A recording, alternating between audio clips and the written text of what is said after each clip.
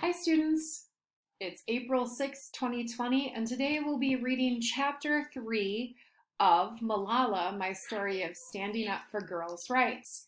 After we finish reading this together, please check out your Seesaw for a link to a Kahoot on chapter 3 that will be your reading assignment.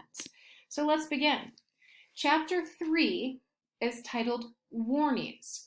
And I want you to pay attention to the vocabulary words in chapter 3.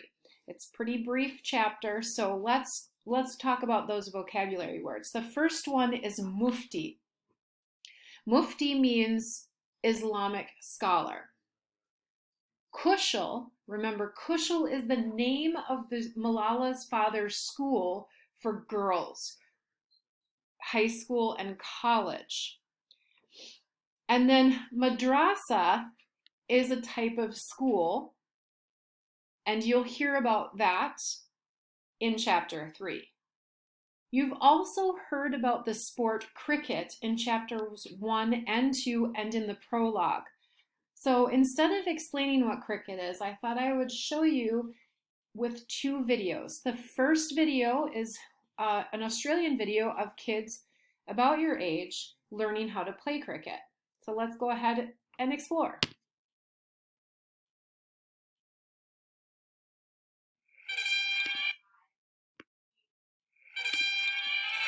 But first up, Mills on a good wicket. Cricket in Australia is not a sport, it's a religion. But I haven't been converted, so I've come to Thunder Kids, part of the Kids in the Park program, for a baptism of fire. How's that? Not bad, but I've got a lot to learn. Thunder Kids is a great way for kids to learn the basics of cricket before they go out and join a local club. There are programs for both 5 to 8-year-olds and 9 to 12-year-olds. And our coach with the most for today is Ryan. What do you think the kids get out of it? So for them, they get to emulate the heroes, watching on the telly the Australian cricketers. They get to come out and play like them, do the same sort of skills they do, have lots of fun, play with their friends. I don't know a cricket bat from a fruit bat. Where will I start? So we'll start then with the 5 to 8-year-olds. We'll learn all the skills and how to play, and then we can push on from there. And when Ryan says all the skills, he means it. We're starting our batting drill with how to hold the bat properly. If we're right-handed, we put our left hand into a V, and we put our right hand into a V. Our right hand goes on top of our left hand, and then we're going to bend down and pick the bat up. Now for a game of fireball. You hit 4 balls off the tees, then make as many runs as you can before the fielders put them all back again. And I'm up next. First time playing cricket, can you believe it? And I reckon I'm doing all right for a beginner.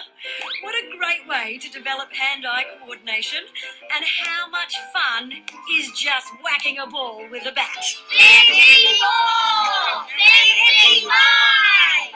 Lefty six! Our next So that's kids playing cricket, and I thought you might get a kick out of watching professional cricket. So this is a Pakistani team playing cricket, and remember, Pakistan is the country Malala is from. As we have a terrific delivery yet. There was one. But once again, Bangladesh did not appeal, including the keeper. What's wrong with him? It's a bit edgy as well, but a thick edge will go through cover. Gets a good chunk of it, and it will race away just, I reckon, for 4. Yeah, it wins the race, and Sahel will feel good about that. Yeah, you normally see as that ball's played away very nicely. This very well-controlled shot.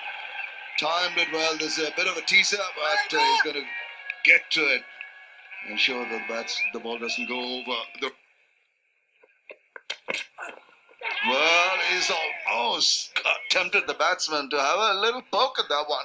Surprised that the batter chased that. Pretty wide delivery. So that's a little bit of cricket on the professional level. So that was Pakistan versus Bangladesh. So kind of like baseball, but a little different. Okay, so let's begin chapter 3. Again, this is a very short chapter. All right, it's called Warnings. One night, I opened our door to 6 elders from our village. as well as a frowning man who said he was a mufti. Remember a mufti, or an Islamic scholar. My father shooed me into the other room, but I heard every word. The man said he had a problem with our school. I am representing good Muslims, and we all think you should close your girls' high school, he said. Teenage girls should not go to school. They should be in purdah. This mufti clearly believed that girls did not have equal rights to an education. What we knew, but the mufti did not, was that his own niece attended my father's school in secret.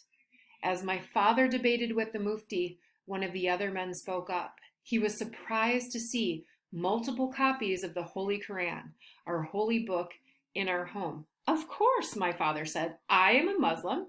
My father and the men came to a compromise. Older girls would enter through a different gate. Even as the door shut behind them, I had a knot in my stomach thinking of the mufti. I knew this man was mistaken. There was nothing un-Islamic about girls going to school. My parents sent me to an open-air madrasa, a school where boys and girls together studied the Holy Quran, which we believe to be the word of God, or Allah. The Holy Quran is written in Arabic. I love the sounds of prayers and the stories about how to live a life according to the teachings of the sacred book. While my madrasa classmates would recite the Holy Quran, they didn't learn what the words actually meant.